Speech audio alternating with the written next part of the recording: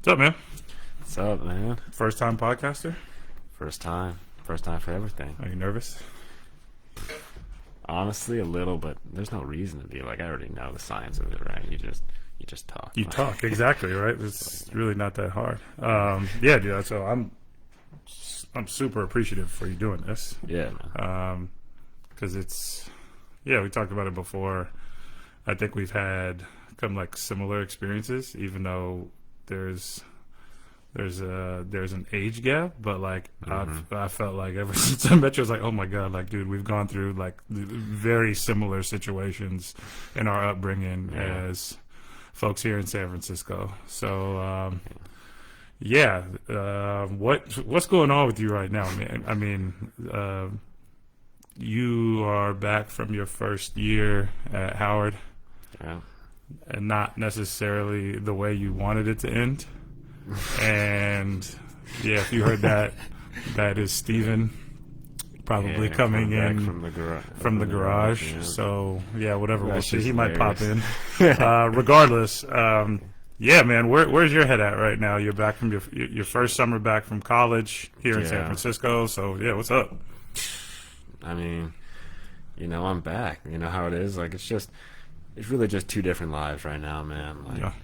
I don't know. I've got a girlfriend that I met at Howard, so that's been, you know how it is, man. Everyone gets love struck. Cupid hits them right. Sure. So yeah, that's kind of where I'm at right now. But Where is she? she's in Atlanta, man. And Okay. yeah. So, how's that been with not only keeping in contact, but have you all had different experiences? Because this is like a really weird time, right? Yeah. Not only are we in Weird quarantine, time. we've got protests going on. We've got everything that comes along with quarantine, right? Yeah. No, yeah. So what's that been like? Have you guys been sharing your own experiences? Has there kind of been, is it one of those touchy subjects where you're like, this is the last thing I want to talk about right now?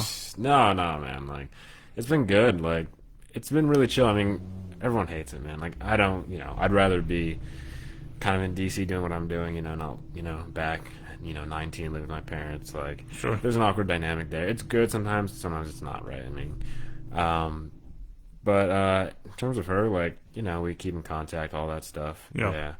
I'm just grinding, man. I'm just, I'm just focused on the money, really. Focused on the money. Focused So on the money. is this kind of what you were talking about previously when we said, oh man, I want to like learn more about stocks and I want to learn more about the market, how to make money. So is that kind of what fueled that? Because this is an interesting time. Yeah. You're not the only person. I've Right. had folks my age who had never had any previous experience with the stock market Yeah. decide, well, now is the time. I can't go to work. Yeah. I'm finding it hard to make money. Yeah. Let me figure out, can I invest it and do Right. it? So yeah, what brought you to the market? Well, I mean, I've been thinking about the market for a couple years, honestly, and I'm still not really investing heavily right now. Yeah.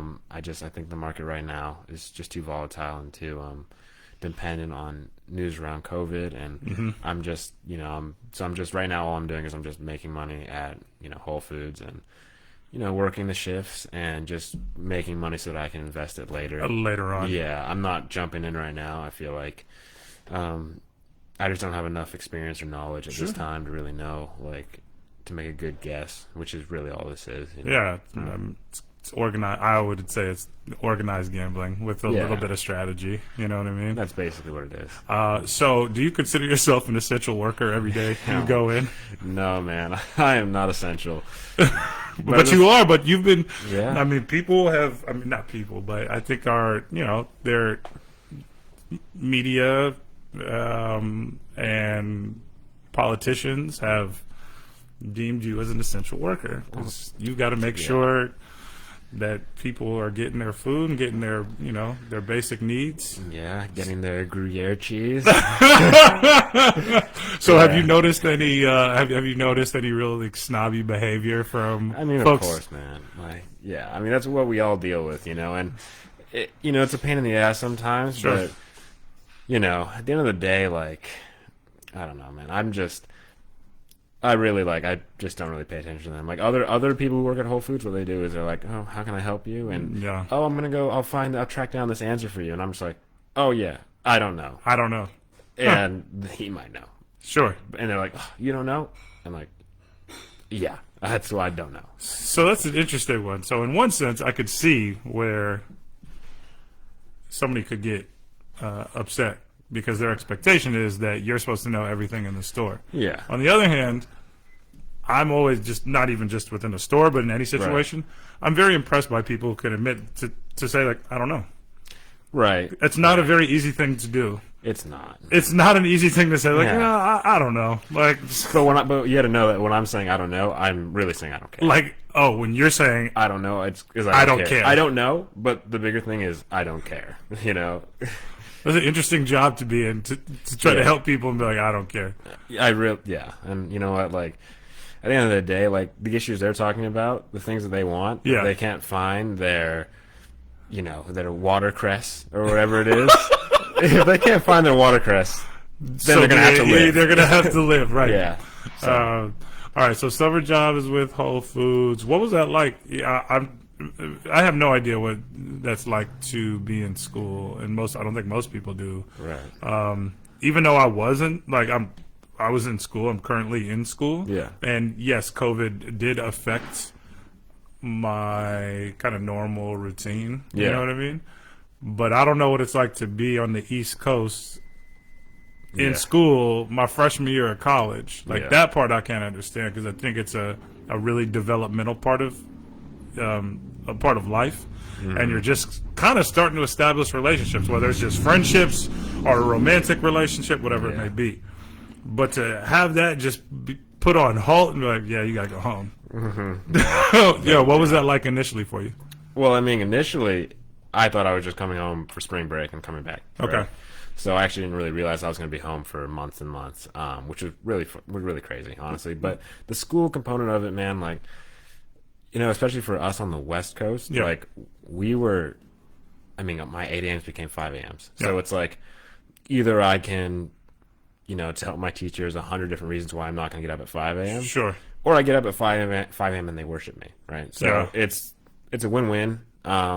It did suck. Sometimes I did, and I was like, oh, shit. But at the end of the day, like, that was really it. Like, school, it wasn't school, right? Yep. Like, it just wasn't. I mean, you're not in the classroom, so that's so much. That's a huge part of the experience. Absolutely. Like, so you sacrifice that. But besides that, like, I wouldn't even call it school. It was just, you hear a lecture over Zoom, you take notes or you don't.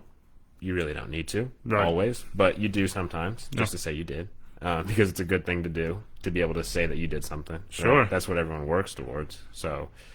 Yeah, that was basically my days. Were your professors, I mean, aside from like normal assignments, were your professors, besides that, were they doing any type of like check-ins with you to see how you guys are feeling, like emotionally, or like how you're dealing with quarantine? What are some helpful strategies, coping strategies to deal with kind of like this transition? Yeah. Well, I'll say some of them did. Some of them were checking in. And some of them just completely disappeared. Like, they could have been out searching for Bigfoot for all I know. Like, you don't know. We don't know where they were. Sure. So yeah, and that's just how it goes. But so I mentioned earlier, I think that we've had similar experiences growing up here in San Francisco. Yeah. And we attended the same elementary school for a period of time. Not at the same time, but. And then we kind of stayed in the private school circle for high school, right? And I think that's a really great place to kind of start, because I do want to get your perspective, because right now, obviously we're dealing with a unique moment in our history, right? Yeah. And I think that I'll double up and say unique because of your experience right now, and our shared experience. Yeah. So I think really why I wanted to have you on the podcast was to really talk about trying to navigate relationships with folks that are non-black.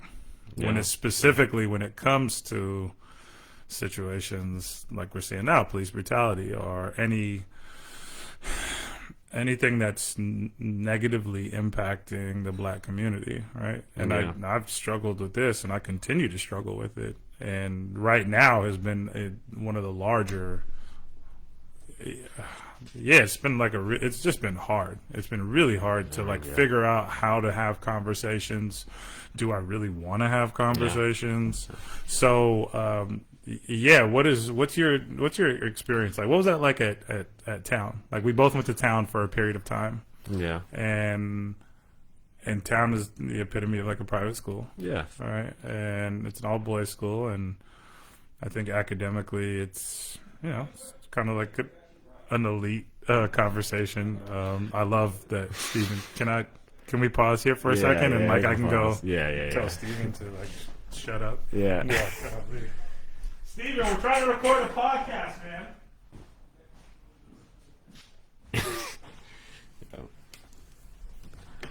Jeez.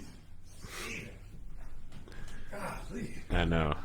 Well, I mean, We're trying to record an Emmy-nominated podcast here, okay? I mean, yeah, we don't even ask for the Emmys. They're just gonna come. They're just like, gonna come, right? so- But yeah, I was saying before that.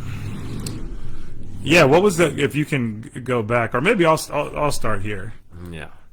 Trying to navigate those relationships early on was interesting because I think like I wasn't really aware. Yeah. You know, I mean, Me neither. I wasn't really so aware of like where I stood, and I don't know about what your folks told you, but yeah, my dad was the one who really pointed it out that I was different in that school. All right, like Yeah. made it clear. I think I was there just to enjoy like the social aspect. Yeah. Not to say I was like a bad student, but I wasn't the best student. Yeah. Yeah. But I was just like, yeah, man, this is like school. I'm just hanging out, kicking it, Yeah. you know what I mean? Right. But it wasn't until I got a little bit older. I don't know. We'll throw like 5th, 6th grade. Yeah. So I started to understand, right? And that's Right. natural. So I think that, yes, there were indicators, mostly by teachers and some students, but I think it was more teachers where I felt, oh, I'm black. Yeah. You know what I Okay, mean? Just yeah, the way see I what you're was, saying. like the way I was treated, or the way I was they communicated with me, Yeah. or how I, for some reason, I ended up in, the middle school director's Yeah. office for something, right? So Right. Right. I think early on I had that. Yeah, I don't know. I can't really remember having any race-related conversations, and there was no like inclusion director at town.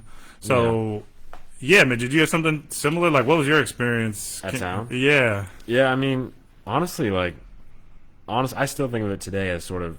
I think there was a really good sense of brotherhood in Sure. every grade, right? They yeah. do a pretty good job of that. Yeah. And yeah, from the kids, like, I made excellent friends. I didn't really think about them being white. I mean, it's pretty obvious, right? Like, You're right. It's you walk clear as around, day. you know you're black, right? Yeah. But to be honest, yeah, I really didn't get any of that from those people in my grade. Sure. I mean, I definitely, on one end, I would say that a lot of times, like at recess or whatever, I mean, it was almost beneficial for me to be black because it's like we're playing football, we're playing two-hand touch, right? And, Sure.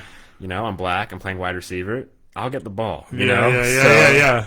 And I always did, and I don't know, maybe that was a little.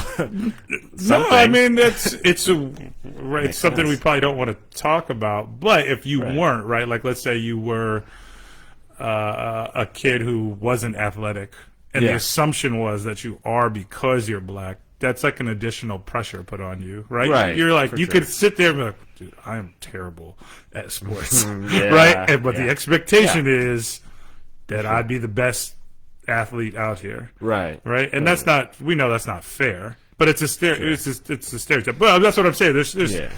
two sides of the coin, right? In Right. one sense, you're like, word, I'm gonna get the ball, I'm gonna and get the ball. I'm gonna have fun. That's what I wanted. yeah. Right, exactly. Yeah. So yeah, I'll share this story with you. I'll share this story with you, and this Yeah. is kind of one of the more memorable experiences at town when it comes down to like race. Yeah. So I used to get to school really early, Yeah. and I would catch the bus because both folks were working, and I would get there super early, and there was really no one there. Like I would get there like probably a little after like the janitors would like. So what, like 6:30? Yeah, like 6:30 in the morning, whatever. And I was, I tried to get out of my house as soon as I could. Awkwardly enough, like I really didn't care for. I didn't really care for being around my houses, or in my houses. I didn't care for it. My situation between my parents was like, they didn't really care for each other. Oh, really? And it was like kind of combative. And not combative in like a physical way, but just combative. Like you could tell, when you walk into a room, there's just tension. Oh yeah. You're just like, ooh. You're like, I do not want to be in here. Yeah. Like there's just It's like a fog. Yeah, exactly. So I tried to get out of my house as much as I could, Right. because I recognized that it was uncomfortable. And school represented some form of like safety because I could see friends, I could have fun, but I could get away. Yeah. So getting there super early, I would kind of do some schoolwork, but I would be really more interested in going to the gym to play basketball. Right. I was like, oh yeah, sweet, I can just play around and whatever. And so when I think that's what I started to do. Yeah. But then I started to notice that these girls would walk by, and they used to go to Hamlin? Convent, which is all girls school, another all girls school, Right, other private all girls school, like maybe 10, 15 minutes down the street. Yeah. So I remember there was another kid one day, and we saw these. I mean, we'd see these girls walking every day. Right? They must have lived in the neighborhood. Yeah. Yeah. And so the kid bet me. Yeah. Yeah. He was like, "I bet you won't talk to them." I'm thinking, they're like, "Dude, you think I won't talk to these girls? Like, you're crazy. Of course I'll talk to them. Like, that's all I needed. That was fuel, right? Like, I was already thinking it, but you asked? Oh, shit. Dude, I'm going to be so cool. Now I'm definitely going to do it. Right, no, I'm definitely going to do it. Like, okay, so, the first time I said hello to them, they did the, like, stereotypical kind of like TV show, like snickering, like, ha, ha, ha, like whatever. Oh, yeah, yeah. And then I mustered up the courage after probably, the third or fourth time, like, hey, next time you guys come, I'm going to walk you to school, right? I was like, dude, I mean, if I'm going to go there, I'm going to go there, right? I know where this is going. This is going somewhere dark. So they were like, hey, okay, cool. So the next time, I walked them like 2-3 times, right? Okay. And so on the last, I will say the third time, Joseph the pimp. No, by no means, dude. No way. I think I was just like, social person. I've always been super social. Yeah, yeah. And curious, right? Like, Right. And let's reminder here. Town's all boys. Yeah, it's all right. Like you see, you know what I mean. I was just like, oh my god, like okay, I'm into this. You know what I mean. Yeah. So like, it's different. It's just a different energy, right? Yeah. We all got our kind of like somewhat. I mean, Convent had like the uniforms, but we didn't. Town didn't have a uniform, but like we had to fall within some guidelines. Yeah, collared shirt. Yeah. So I'm looking at them like, oh, you got this uniform on. There's just something different. Right, I'm just looking at like something's different. Yeah. So I walked down with them, and I said, Convent's about 10, 15 minutes away. Right. Yeah. So we walked down. This is before school started. Mm-hmm. And every time I walked them down, I would make sure I busted my ass to get back on time because I'm like, I don't want to get in trouble. Yeah. Right. Whatever. Yeah. So I'm sitting in class after I walked them back.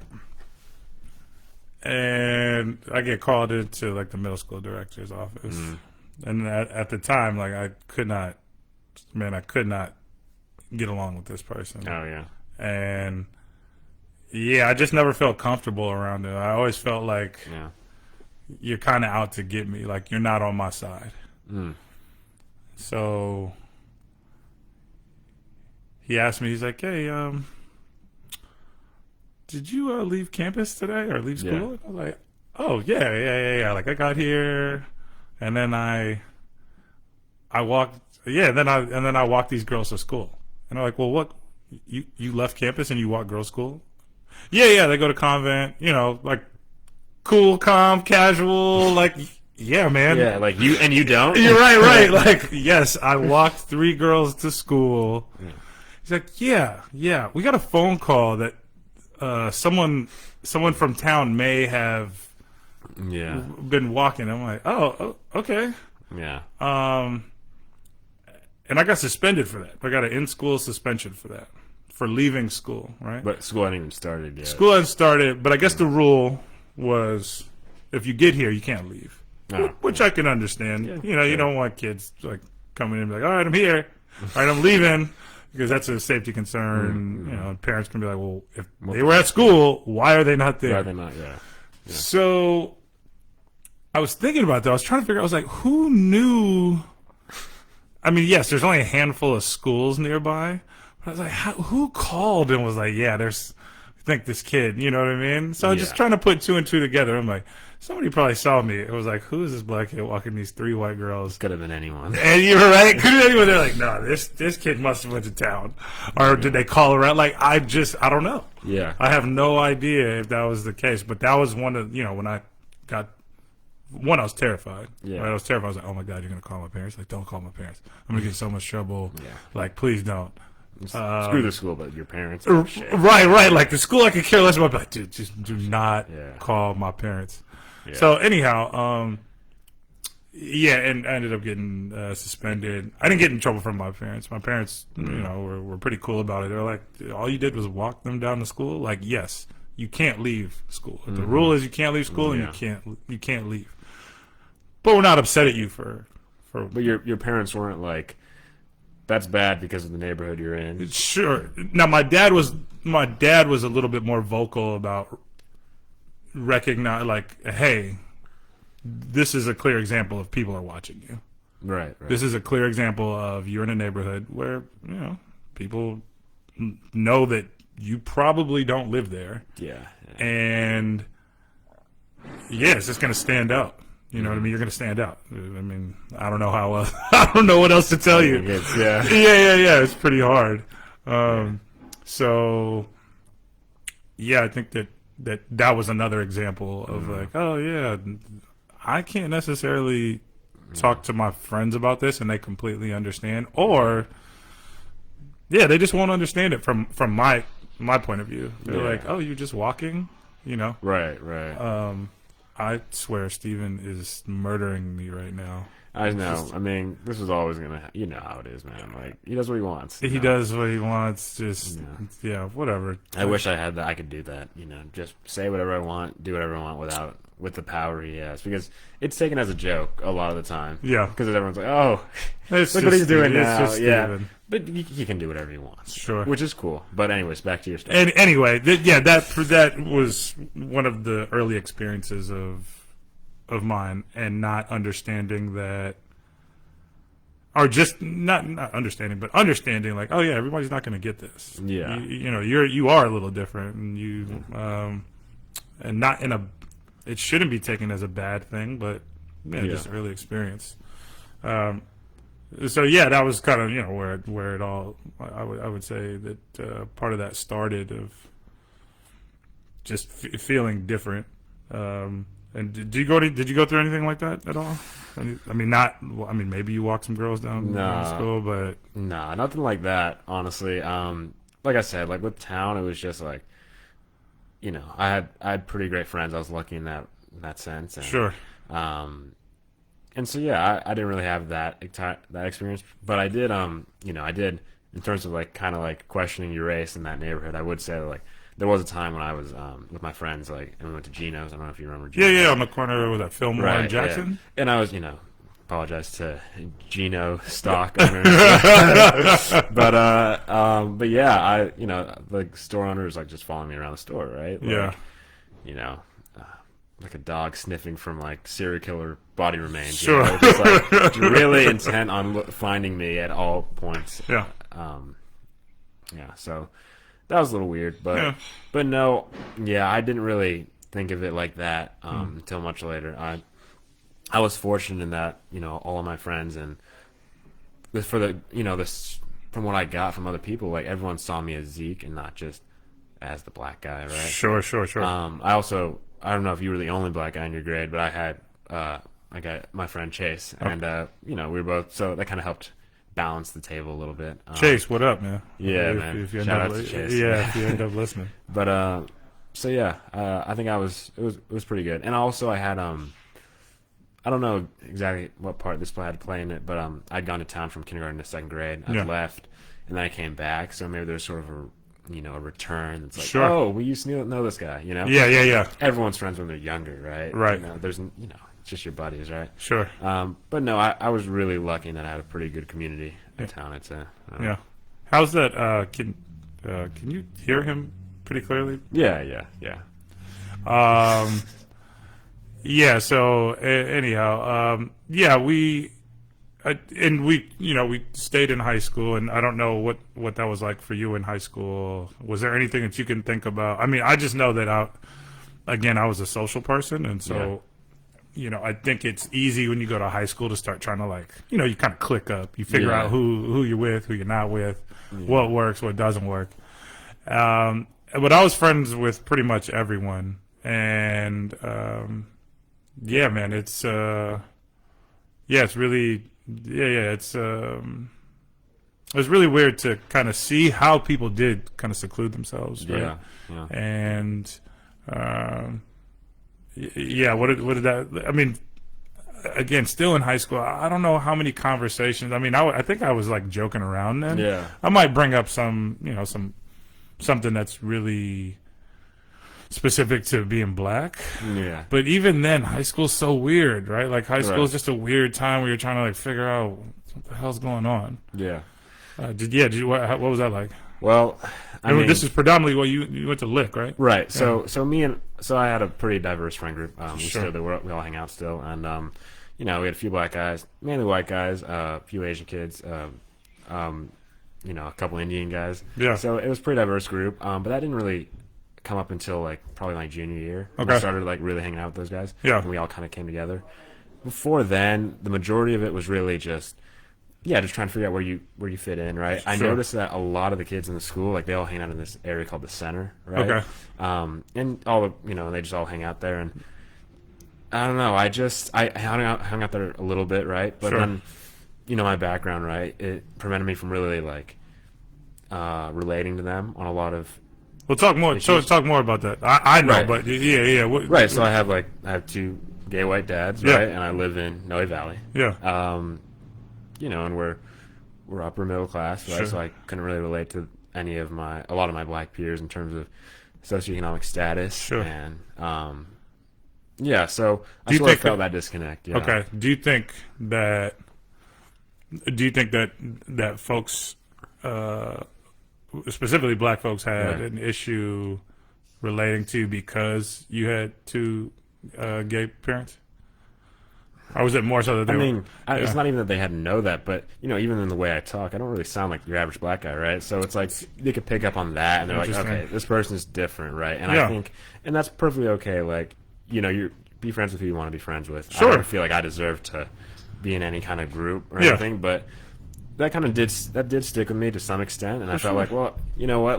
I might look black, but everything else I really can't relate to, and I let my experiences and just how I felt around people decide who I hung out with. Yeah, More absolutely. so than skin or anything like that. Yeah. No, I can level with you there, man. I think Right. that there is so much pressure put on us to sound a certain way, to speak a certain way, Yeah. walk a certain way, play ball. There's these societal expectations. Yeah. And I'll even put it beyond societal, because it happens even within our own, we do it to ourselves, right? We Yeah. do it within our own community. Wait, you don't?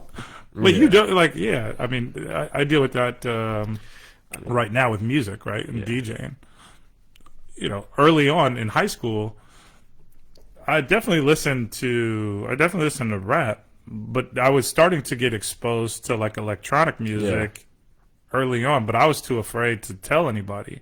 Oh, really? Well, I thought that was going to be oh, you don't fit in with the mold. Oh, see, even starting in town, I was showing my friends or anyone really that I was listening to electronic music. Sure. So and I think that's a great sign of the time. Not only is it a great sign of the times, but I also think that's awesome. That you were comfortable to do that. I wasn't comfortable because I was still, Right. I was still kind of afraid of what it meant. And at the time, electronic music was drug music. It was gay music, and not that I had an issue with. Not that I had any exposure to drugs at that point in time. and I didn't have a ton of exposure to gay folks, but I didn't have any like. I knew maybe a couple gay girls in high school. Yeah. But I didn't have any. It wasn't like I don't care for these people. It was just like other people. Right. Where we can like I can see. Not to say like I don't recognize it, but I just didn't really see it as a reason not to hang out with someone. Yeah. But there was definitely it had to be. There was something there that made me nervous. Yeah. Because I didn't tell anybody. I think more so it was like, well, what does this say about me? How are people going to like treat me? Will I not be black enough? Right? Well, Right. I mean, for both of us, I imagine like a lot of our lives are just going to be like people on one side being like, "You're black," and the other people's like, and the black people like, "You're not. You're not black enough." Yeah. Right. We both, shout out Sway Lee, honestly, for this new song, Reality Check. But he says something in there. He says like, "I've got a checkered reality," and if you think about like checkers, right? Yeah. It's black and white pieces, right? And that's kind of how. Is it black and white or black and red? Could be black and red. I think it's black and red. But still, whatever. like two, well, yeah, right? they're two different. We have colors. checkered reality. Sure. That's how I define it. And yeah, at the end of the day, like coming back to what we were saying about Lick, I ended up figuring out for myself at some point that it's just yes, black people are on the outside and white people are on the inside in society, and that's not something that really can be argued. Mm-hmm. However, what it really comes down to is being connected to people and not being connected to people. Mm-hmm. I had a group of friends, majority white, who were like, "We accept you as you are. Sure. You don't need to sacrifice any of who you are to be you. Yeah. Right? We Yeah. see you as Zeke, right?" Yeah. And I had black people who I gravitated towards in the beginning, Sure. just because we're black, right? Right. And I went there, and they're like, "Well, so you're not actually black, right?" So Yeah. so that was kind of difficult because, I'm trying to learn to live as all these things, right? And they're saying that Absolutely. you gotta sacrifice some of these to be part of the group. Yeah. So it's like, This fuck that. Yeah, Right. exactly. This is ridiculous. Yeah. I can't live up to your standards. right? I was like, this is too much. Exactly. And so it's just like, I totally recognize, right, that I have an experience that means I have a lot of privilege, and that might mean that I won't understand certain experiences of other black people. I get that. Sure. But it feels like every day for a long time it's been like, so does that mean that I have an especially powerful voice, or my voice doesn't count as much? Like, which is it? Is it because it can't be both? Yeah. And who gets to answer that question? It should just be me, right? It should be. But I guess not, right? In Right. some areas. So yeah. Yeah, that's interesting that you bring up the idea of like not being black enough. That was my experience when I got to Norfolk State in Virginia, and what my experience was I had other black folks, telling me, in a conversation where I can remember it like it was yesterday, man. We're sitting in our dorm, and the conversation was kind of Norfolk State and Howard, where you are historically black colleges. Right. So it's, like 98, 97, whatever, % black. Yeah. But there were a group of guys who were just kind of talking about, the state of the black community, right? Yeah. Which I thought was super cool, because I was like, oh, this is kind of what I was looking for, right? I kind of I like this like conversation that requires us to critically think, and that's not something that I got here in San Francisco in high school. I just don't think that, one, it was high school, and two, that's not what I got. And I remember saying, hey man, the more you keep blaming white people for things, the harder it's going to be for you to move forward. Right. Now, in one sense, there could be some truth to that, but there was also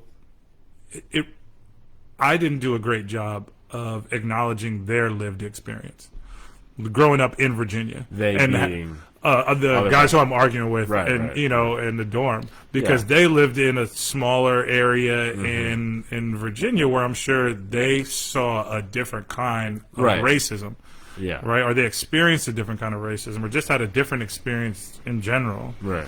So, yes, there's some truth to what I said, Yeah. maybe. But I think it's important that we acknowledge, like, what everybody's experiences are, in the same way you're saying, like, yo, man, I can't live up to Right. You live up to everybody's expectations of being black. Right. The truth is that there is more than one, and that we should all be understanding of that, black or not. Like, Right. that's what we're trying to get to. Well, I'm going to say that to your point about that.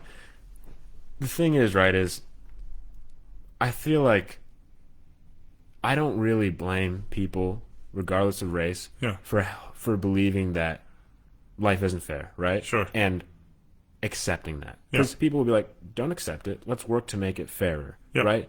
Life will never be fair, right? Not just for black people, not just for women, but people with mental disorders, physical, serious injuries, right? Yeah. Life is never fair. Nope. So if you choose to change to make it fair, if you want to do that, then you have to understand the sacrifices you're going to make if you want to do that. Because we live in a world where mob rule is incredibly powerful, incredibly powerful, but it's like a boat without a steering wheel.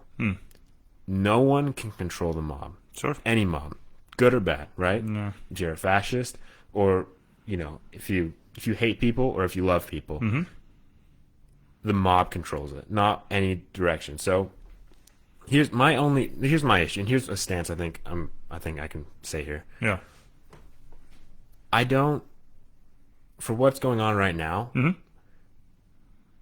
I feel like we are doing the wrong thing as a society by Okay. focusing on specifically police brutality because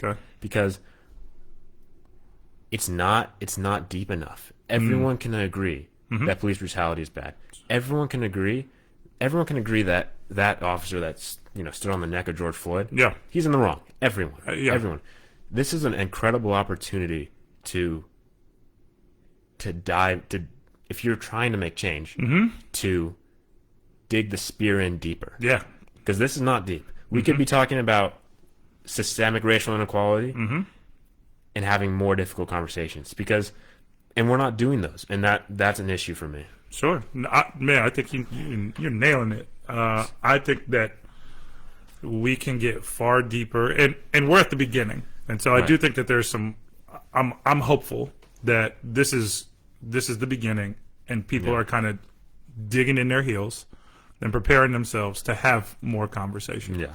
So I do think that there's something deeper, and I do think that yes, this continued treatment of unarmed black folks with the police is a major problem. But I also see that there's a bigger issue, and I would argue that it's about class, because what I've seen 100%. is people, and I'm proud to see people who don't look like me, who are out there protesting for whatever reason, right? There's some people who are like, I'm all about this, like I'm ready to go. There's some people who are going with it because, like you said, the mob, right? They're like, well, everyone else is doing it, let me do it. Yeah. Regardless of why they're doing it, it's important to see this unification happening within the country, right? And what I've seen in reaction, again, with the police, I've seen police beat the shit out of white people. I've seen police run over people. You know what I mean? And again, this is not to say all police are bad. This is to acknowledge that if you are protesting against something and it doesn't fall in line with this system, that you can get it too. Yes. You like, without a doubt, it does not matter. So I see some forms, like some kind of hints of social control. Like don't get out. Yeah, don't get out of pocket. It's great that you're protesting, but it's only great because they've seen it before. Sure. But the times are different, right? We can't do what we did 50 years ago. Here's the thing, right? And I think this is your point. Yes, it is about class, but more so than class, it's really about power. That's what this is about. Sure.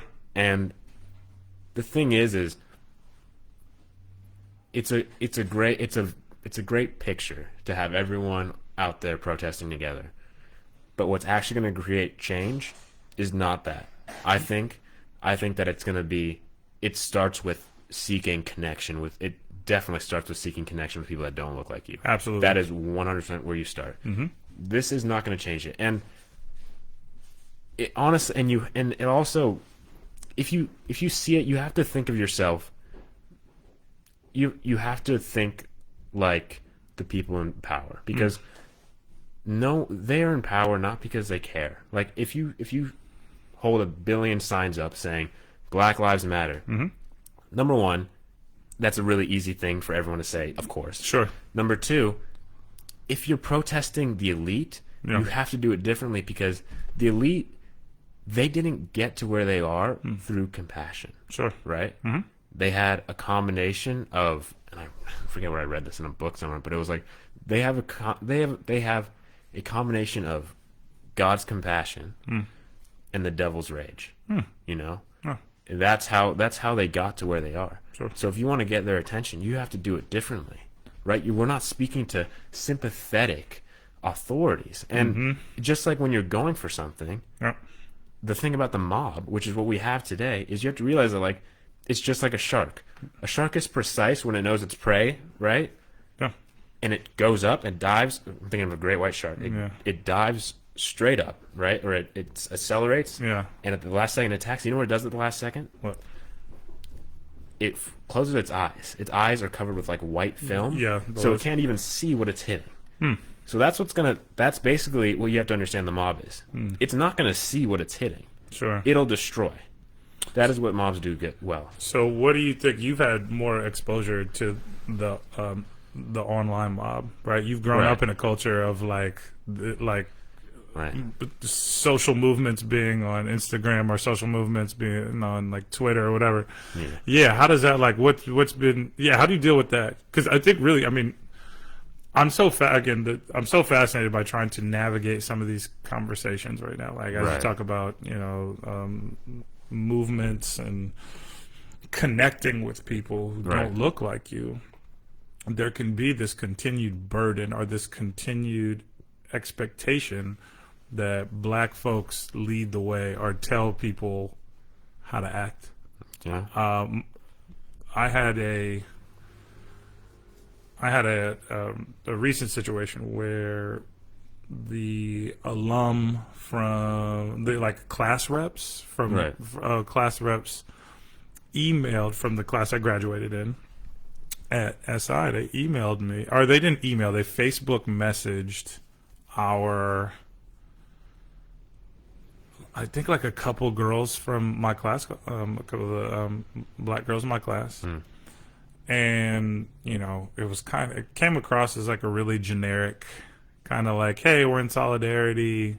And I have to give context. I've never felt solidarity from the high school. Like, I've never really felt like they were really concerned about changing the way that they treat or support. I will say support their black students, right? I would say that it's just never been a priority, right? Yeah. And I'm not saying that if that's not something that they want to do, Right.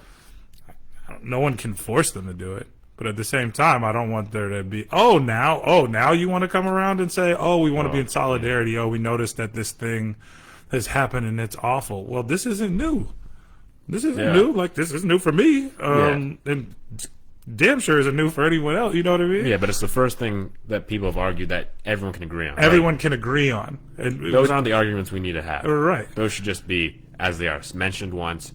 Now hit them on the harder stuff. Sure. Yeah. So I think that either way, the class reps essentially asked for these three girls, who included me and this other guy I went to high school with.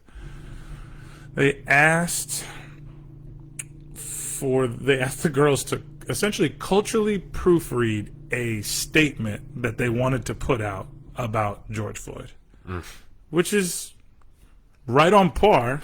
Essentially, which is right on par with, I'm like, this is great. This is exactly what I would expect. Yeah. You're not trying to do any real work. You just want to put this letter out, and you're asking us. You just want to look good. You just want to look good. That's what's economical. Right, Right. that's what's cool. Let me look good. Let me make sure that that we've made a statement, and It's good business. good business. So, I had my own way of responding, but I'm glad that my way might have been a little bit more militant or direct, and I'm okay with that. But I think the girls who wrote back to the class reps, articulated the kind of a great response. They, Yeah. You know, they basically said, like, I think you've missed the mark. Yeah. I don't think you really understand what you've done, and it might come from a good place, Right. but you know, asking us to do this doesn't really seem beneficial. It just seems like, oh yeah, you know, like we just talked about, like kind of like a Band-Aid. Right. Yeah, we'll put a Band-Aid on it. And so that kind of brings me to, you know, that kind of brings me to this idea of like navigating some of these relationships that we've had over time, right? Like we've been around people that are different from us, but as we continue to experience the world, I think we recognize that, sometimes it's really not easy to have these conversations. Okay, but a question about that school response. Yeah, absolutely. So how did that make you feel about them? The school? About the school? Yeah. Like I said before, I had no expectation. It's right on par. Okay, I thought it was exactly. I totally agree. Yeah. People would be upset with the school. Here's why I'm not upset with the school. Yeah. Everyone acts out of self-interest. Sure. Everyone. I'm never going to be angry at someone for doing that. If that's not what you want to do, again, like who am I? Like who am I to say? It's kind of the same way I feel about someone who's like racist. Yeah. I would love for you not to be racist, but I'm not gonna I'm not gonna sit here and like. If I sat with every person that was racist and tried to change their mind, I would never get anything accomplished. Right. You know what I'm saying? Yeah. And so it's weird. Like I've heard this with a couple folks within organizations at their jobs, where their CEO or their CEO didn't put out a statement, and these were black folks. Yeah. And it said they sent them an email, and in one sense, I'm like, okay, good. I'm glad that you were able to voice your opinion, and you should be able to do that. But if that person doesn't have the kind of wherewithal, or doesn't feel compelled to write about it, why are you expecting them to? Like, don't BS me. Right. Don't BS me. Like, oh, you put out a statement because one of your employees asked you to. Like, Right. Like, Exactly. in one of the cases, the CEO asked if they would write it.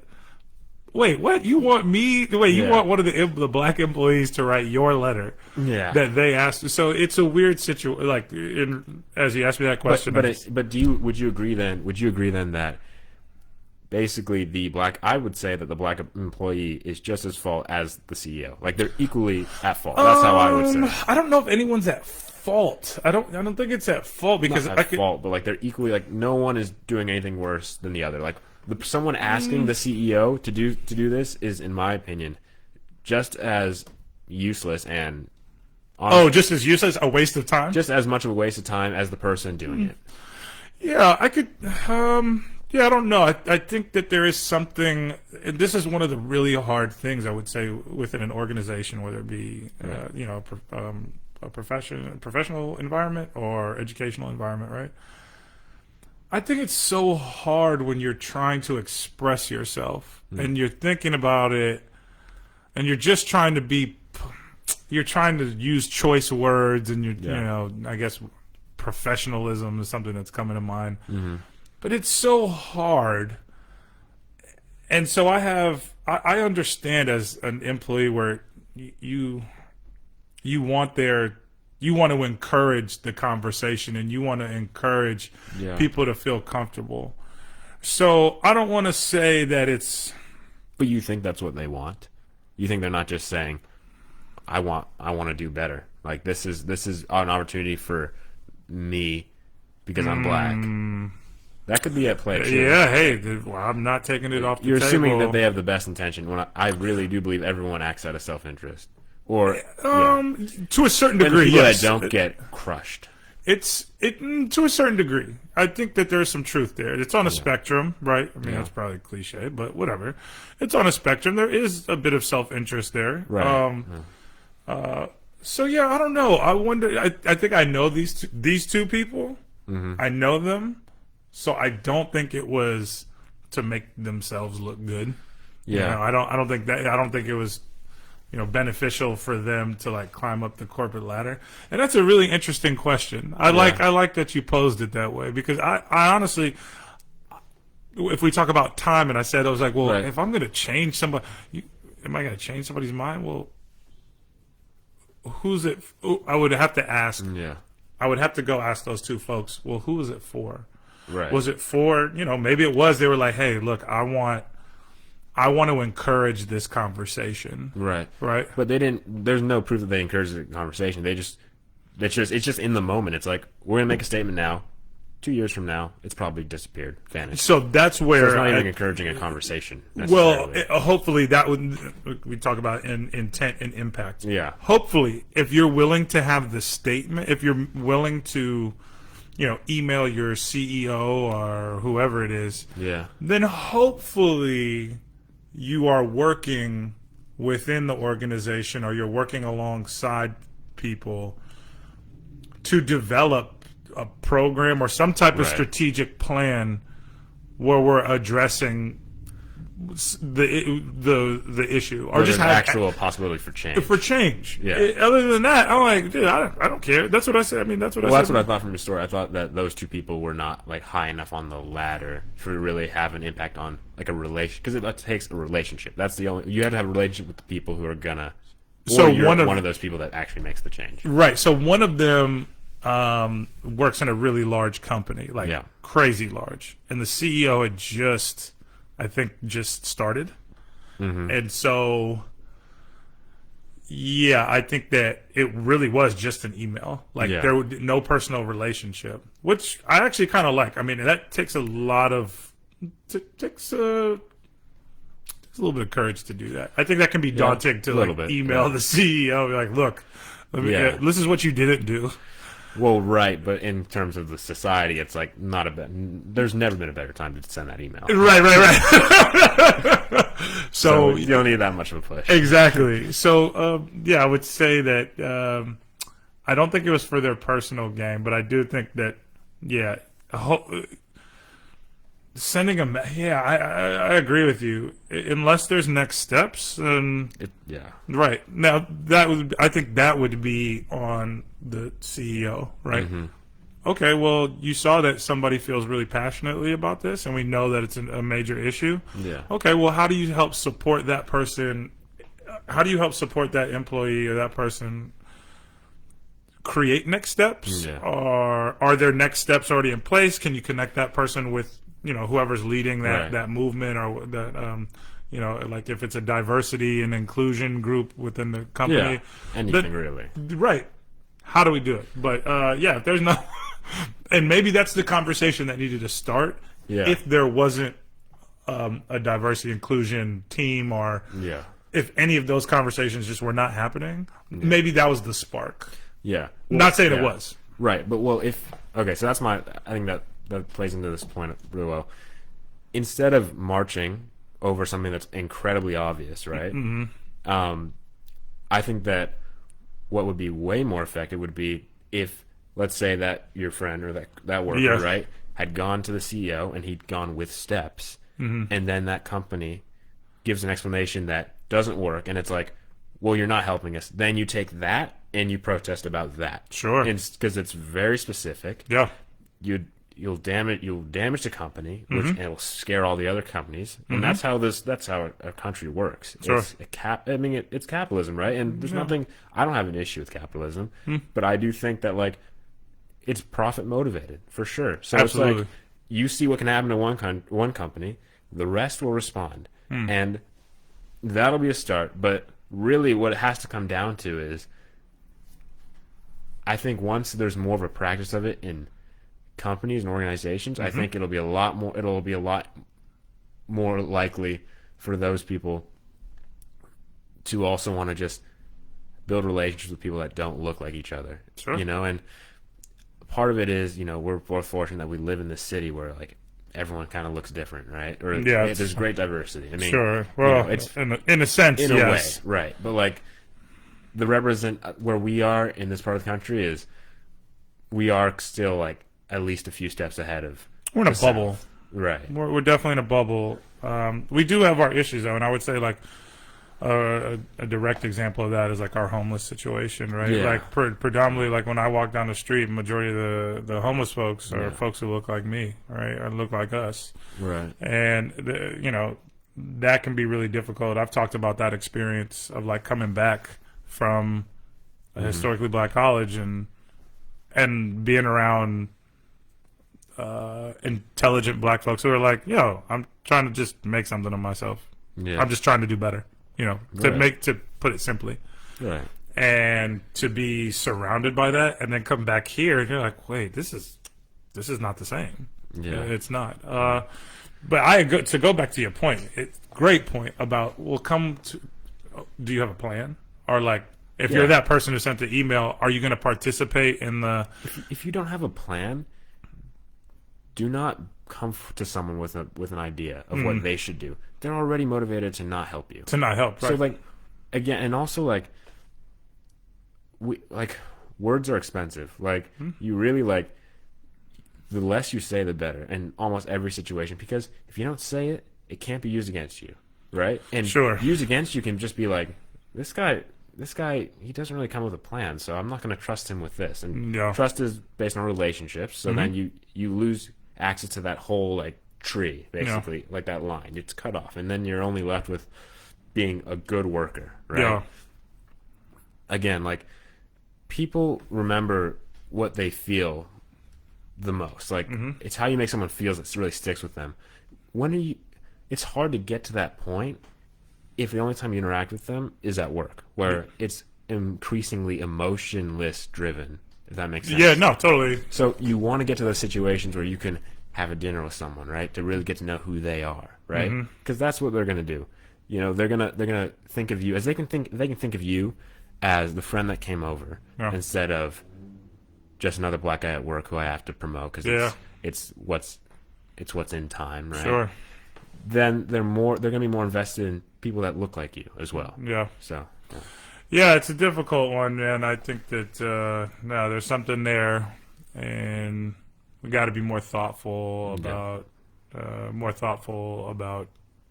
everything, right? And how do we develop those meaningful relationships? Yeah. And that can be hard at work when it is so profit driven. Yeah. I think organizations are starting to have those conversations and to start thinking about that. Now, it might not be. It still might come from like a profit-driven kind of psychology, where you're like, well, I recognize that people are going to do better if they feel more comfortable at work, and it isn't this kind of like weird, kind of cold culture, right? Which is really traditional in business. But the warmer we can be, actually, the more profitable we'll be. Right. And I don't have a problem with that. I'm like, hey, if that's one step closer, okay, that's one step. Like, but we're still getting to those meaningful relationships, right? And I think that's important. Now, what's interesting with this is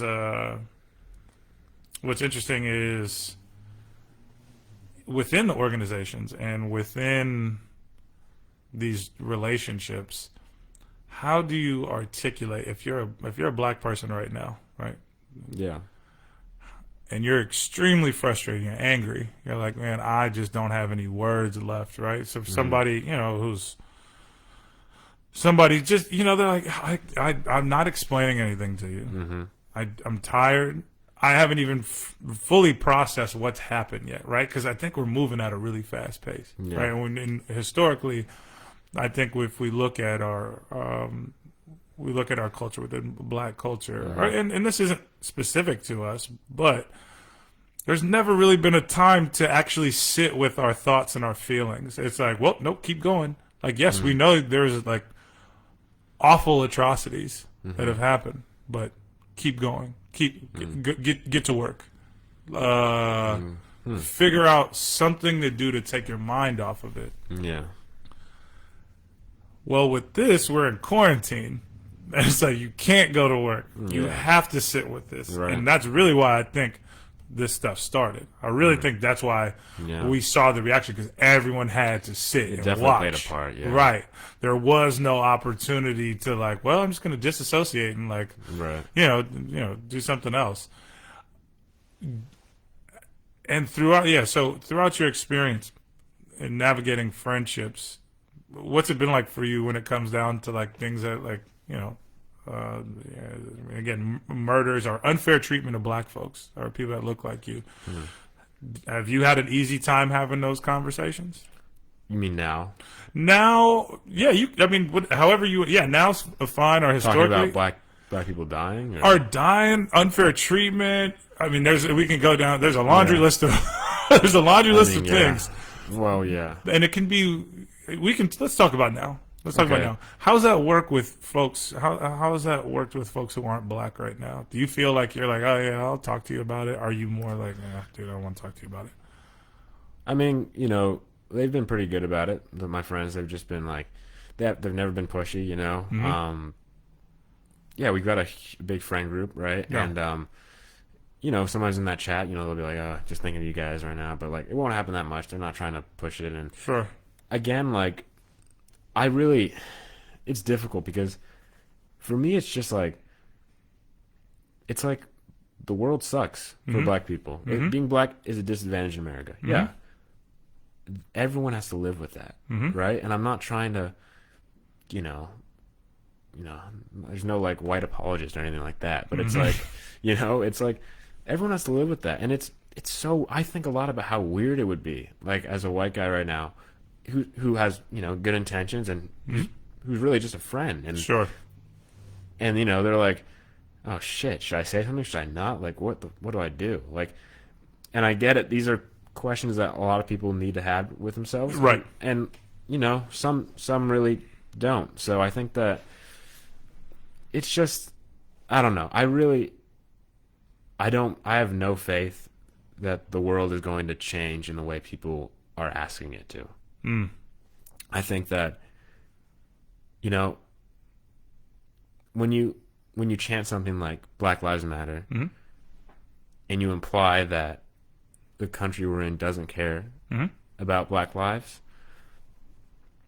I mean, there's always going to be 100 ways that people are going to be like, here's why they don't care, and there's going to be 100 ways why they do, right? So it's like, if you're not entering society with a really precise argument, Yeah. it's going to be difficult to change the situation. Sure. It's just, and so I'm just not one of those people like who wants to be angry if I don't need to be, right? And people would say, well, you got this great house, right? Yeah. You live in a white neighborhood. You have no reason to be angry. Of course you'd say that. But it's like, no, like if you dig deep enough, you can find something to be joyful about. Of course. At the smallest Moments, right? Yeah, just completely. It's about the little things. You Yeah, know? yeah. And so I don't really, something I've discovered about myself is I really don't think about black people as a whole, because Okay. I've been taught, and I think it's a good thing. I've been taught to think of myself as an individual, right? Yeah. And to think of everyone as their own people. And I know for a fact that when you get in the habit of thinking of yourself as a part of a greater whole, just by default, it's just a fact. It's dehumanizing, because you're it's hard for you to see yourself as not separate from the group, right? And I don't want that to happen to me. Sure. So, Yeah, I think that can be hard. I mean, it's another pressure that is really put on a lot of groups, right? If you're part of, a group of folks who are treated unfairly, and you could call them marginalized, but you speak on behalf of the entire group, right? Yeah. Like when you go to a situation, or when you go to, if you go out somewhere and, I don't know, let's say you end up getting in an argument and it, turns ugly. well, yeah, whatever. That's Zeke that got into an argument. That's Yeah. not, oh, Zeke represents every black person. Yeah. You know what I mean? Yeah. Or like, but we do that with people, and that there is a pressure on black folks that But is more than unfair. other people, we do that to ourselves. Like, people do that to themselves. Sure. They rob themselves of that chance. And that's hard. I think that there are some deep rooted, there are some very deep rooted issues there that we do it to ourselves, and I think it kind of speaks to this kind of unseen, like invisible, unobtainable perfection. Yeah. It's like, oh, wait, you have to live up to this thing. Well, live up to what? Yeah. Like I'm me, and I think we battle with that. I battle with that now. Yeah. Where yes, I do want to see I do recognize that I'm black, and I do want to see black folks succeed and have, just be able to walk through the world not having to worry about being black. Right? I Right. think that's an experience that we've had on a black college campus. Right? Yeah. Yeah, you walk around, you're like, yeah, cool, everybody's black. Like, Yeah. it's not a thing. It's just not a thing. It's- We don't even talk about race at Howard, Yeah, which is crazy. you're more concerned. You're more concerned about like you as an individual. Like, Right. that's important. Yeah. Right? It's fine that yes, you're going to connect with who you're going to connect with, but that's what I would say for anybody who's never had exposure to the black college campus or just a black community. The last thing you really have to worry about, even though you recognize Right. in the grand scheme, yes, when you walk out into the world, people are going to look at you like you're black. But when you get out, when you get in that community, yeah, dude, there's so much more to talk about than me being black. There's so much more to talk about. Yeah, there really is, but it's difficult when you're in that group. When you're in a group where, because I mean, I will say at Howard there are definitely groups that talk about race. Of and I'm course. curious about it. But the groups I was involved with, I was interested in who they were as people, Yeah. and that came before race. But if you're in a group where you really do care about race and everyone around you does, if you ask them about their new tattoo, you're not going to be popular. Like, Yeah. they don't want to talk about that. Right. But it's like, I just wonder sometimes if these groups understand that the more they talk about things that are uncomfortable, Yeah. that without a solution, Yeah. you're just making yourself uncomfortable, and you're making yourself incredibly, well, actually, I don't even know if you're making yourself uncomfortable. I will say, though, that you're making yourself unhappy. You're giving yourself more and more reasons. And yeah, sure, of course, like, things aren't fair for black people in America. Like, that's always been the case. Sure. But you have one life, and you shouldn't spend it worried about everyone else. Right. Just because they look like you. Like, spend it thinking about yourself and the people you care about, right? Sure. Otherwise, you won't have those many people in your life who care about you because you're so busy not working on yourself, Sure. I think before you can start really, in order to solve some issues, you Yeah. got to be, pretty comfortable with who you are. Right. And that does require, I do think that there is something to be said about having the conversations and becoming uncomfortable. There's something that does happen to you. And there is some growth and there is development and challenging yourself. But I agree that there has to be a focus on who you are before you can start helping anybody else. Right, you've got to get to figure out, like, oh, okay, what am I? Who's Zeke? Who's Joseph? Like, who am I? When you Right. get to, and that's a constant. That's forever. Yeah. You're always going to ask yourself that question. But until you can get to, I don't know what the point is. I don't know what the level. I don't know how to measure it. I think it's more about a feeling. But Yeah. once you get to that point when you feel good, like, Yeah. oh, okay, now I can really help somebody.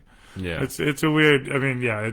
I'm only saying this because that's what I experienced. Right. I can't Right. speak on behalf of anybody else. Right. But yeah. Yeah, and I think steps, right? If you are someone that really, really cares about creating change for your community, right? Yeah. As in a black community or whatever it is, Whatever right? community it is. Whatever community it is. If you're interested in change, what you need to do, which isn't being done right now, is number one, you have to. Well, everyone's doing this right now, right? You have to get in contact with people who also care as much Who as also you do. care, right? Right. But then step two, which is not being done, and they're going the opposite direction with this, is there's an old saying, or there's a really great quote, and it's aim for the shepherd and the sheep will scatter. Right? So what it basically means is aim for the important person, and their followers will do what they do. Right? So what we should be focusing on right now, and I understand there is work being done about it, but I'm talking about in the young people, in the people marching. A march will not get you as far as using the power of technology, right, to put resources towards the election. And I think that, like, because the shepherd is Donald Trump, right? And I think whether you think he's the symptom or, you know, the cause, right, he definitely holds influence. And Sure. I think that if you cared about not even solving, but improving racial inequality, it would start with getting, I think, whoever is representing the Democratic Party into the White House. And that's not to say that the Democratic Party doesn't have its own racial flaws. Oh, which it absolutely. does. Yeah. Our whole both political do. system, the entire thing. But if you're someone that believes, as I do, that Donald Trump isn't doing enough to advocate for racism, against racism, then yeah, you should be focusing on that and trying to come up with strategies to combat the upcoming election. I would add to that we do need more. We need to have more presence and. Don't target George Floyd's killer. He's done. Yeah, no, we're talking now. We're talking about something. We're talking about something bigger. Yeah. And if we want to affect change, yes, one of the ways we can do that is to become more involved in our political system. And not to say that the political system in itself is just going to be fixed overnight, or one person is going to fix it. I totally agree with you. But yeah, we need to have more involvement is the word in every facet, whether that's in your local community, whether that's on the state level, federal, whatever it may be. We got to get involved. If you really want to, there's people, like you said before, there's people out there who are working tirelessly to change shit. Yeah. Well, we got to support those people in whatever way we can, right? Not everybody has tens of thousands of dollars to like throw, but like if we can do that in volunteering, if we can do that in voting, whatever it may be, and just conversations like this. Yeah. The more normal that we can, the more normal we can make it to have these conversations and to just talk about change. There's greater chance that we'll come up with a plan. Yeah. Or like you said before, you find someone who's already got a plan. You're like, all right, well, you got a plan. Well, let me see what your plan is, and maybe I can help with it. But you have to want a relationship, and you gotta want people of color. There's so many, you know them, and I know them. Yeah. Some of them are even friends I consider, right? Who just do not want a relationship with white people because of what their families have gone through, and they've gone through struggles. Sure. And a lot of it has to do with white favored policies, right? But like totally. People have to stop. I understand this is like not what people are gonna want to hear, but like people really have to stop thinking so much about the past because we have to focus on the future. Like otherwise, the past will just keep repeating itself. I understand. Like there is value in there is value in an article saying, "Oh, here's 10 things that you missed in the 1865 that allowed slavery, right, to continue." There's value in that. But that doesn't help us right now, right? What we really need right now is for people to value relationships with everyone, right? Doesn't like especially people you wouldn't normally talk to, because people you're normally talking to already think the same way you do. Like there's no convincing that needs to be done. Sure. It's like, you know what's crazy is like I was in that protest. I don't know if you remember like a June 5th, June 6th. Yeah. Mission one, right? Were you in that? No. Well, so I was in that, right, with a few friends, and we walked down to the Mission Police or SFPD. Yeah. You know where it is. Valencia, right? Yeah. And there were people that were just screaming at these police officers. They're just saying, they're like, "You fucking racist pigs." Yeah. This happened in Minneapolis. Be careful. Like this is like right. Don't take your anger out on the SF police department, because this is not how progress is going to be made. Like yelling at people and screaming. No. Yeah, man. Who's going to want a relationship with? And that's the issue, is that people see now. People who who aren't very informed will see everyone who protests in that way as people who care about race, right? And if you group them into that, they're gonna be like, oh, these guys they're already doing it. Like, these people are looting, these people are destroying, like, and now that's the label you've gotten. Sure. Now it's your reputation that you're hurting, and if there's anything like that that should be cared about, that the elite people care about, and that everyone should, is your reputation, because that's really all you have, right? Sure. At the end of the day. Yeah, where did you stand when all this stuff was going on? Yeah. I mean, I think there's something there. I mean, one of the frustrations that folks have who are older than both of us, that they've been fighting for this for a while, and they've seen, they've seen how the world has changed, and I think that we are dealing with. You brought up technology, and I think that is something that we really don't understand yet as it pertains to social movements and social justice. Because you can post all day that you can black out your Instagram and you can support Black Lives Matter, and there is something to be said about that, right? There's something to be said about it, and like maybe it does help in some way, but we need more than that, right? Yeah. So I think it's difficult. We're dealing with like a nuance. We're dealing with, generations who've had totally different experiences. In one sense, I totally understand where you're like, look, man, we got to focus on how this world works now. We do. And then, and that's, I could see on the other side where somebody who's been fighting for this for like 30, 40 years. So it's like, you don't understand. Right. Right. But at the end of the day, it almost does, like, someone's going to have to put their experiences aside to relate to the other person, because people create relationships with people who are like them or who are close to them. That's why like there's always been, like, with white people and black people, there's always like an us versus them. That's always existed because number one, the first hurdle that they don't have to overlap is they look like each other, right? Sure. Everyone else has to make that jump, that hurdle, and that doesn't mean white to black or black to white. Like, if now what we're seeing more and more is like, white people, this is what you do, right? Instead of, it's always been before, it's like before it was like, black people, this is what you do, right? To look more, to appear more white. Right? But either way, it's always existed and it'll continue to exist in just smaller ways. It should be is that if you want someone to listen to you, it's unfair, but for a lot of people, and the people whose minds you really need to change, those people are looking at the small things that you do to appear more like them. Sure. Right? Yeah. So you'll have to sacrifice. Like, there's no... Everybody has to. And it doesn't matter, like, you can be as angry as you want, like, well, I've been sacrificing for years and years. No one cares. No one cares. No one cares. You're also asking for change that hasn't happened for years and years. Sure. So, like... What's the next step? Yeah. They don't want it to change. Right. They don't. This is good for them. Like, this is better than ever. Yeah. So if you want the change, if you're struggling, then you're gonna best be sure you're gonna have to come with some kind of sacrifice, some kind of bargain with them, because they're in power. Power is intoxicating. Power literally corrupts. Always. Doesn't matter. For some people, some people don't know how to handle it. Exactly. Some people aren't built to be leaders, right? So there's two kinds of people, and power does corrupt. So don't go to the people in power. Like I said earlier, don't go to the people in power expecting for them to take an easy deal without you sacrificing. Sure. You're gonna need to sacrifice. So that's why I say I think that the conversation for folks who want to make the change. Yeah, and I'm speaking of like black people specifically, and also white people, basically the class that feels that they need. And that's why I say I think one of the things that we've seen right now is that it's bigger than police brutality. Police brutality, that instance with George Floyd just like completely, completely blew the lid off of everything that we were already going through. So I say, like, I agree with you.